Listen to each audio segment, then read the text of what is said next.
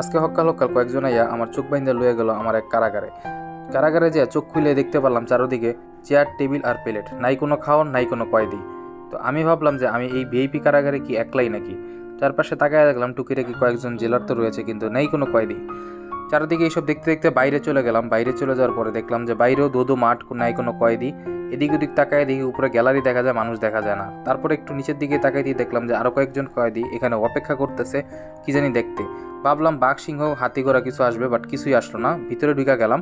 ভিতরে ঢুকা দেখি কয়েকজন লোকরে আটকে রাখছে গ্যালারির সামনে। তারপরে একজন অন্ধ ব্যক্তিরে জোর করে মাইট দূর করে মনে হয় গান গাইতেছে, যার কারণে সে কষ্টে বিরু হয়ে একদম এমন বেসুরা গলায় গান গাইতেছে যে আমার কানটারে পচায় ফেলাইলো। তারপরে এটির সহ্য করতে না পেরে আমি বাইরের দিকে যেতে লাগলাম। পিছন দিকে সোজা দৌড় দিলাম। দৌড় দিয়ে চলে গেলাম আমি একদম ওয়াশরুমের দিকে। ওয়াশরুমে ঢুকতে না ঢুকতে আমার কানে ভাইসে আসলো একটা মিষ্টি মধুর কণ্ঠ।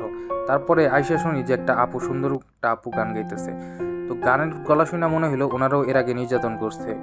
তারপরে যাই হোক, তার গান শুনতে লাগলাম। একটু এনজয় করতে না করতে প্যাডের মধ্যে লেগে গেল দারুণ খিদা। জেলারে বলতেই জেলা সামনেই না দিল মহা খাবারের আয়োজন।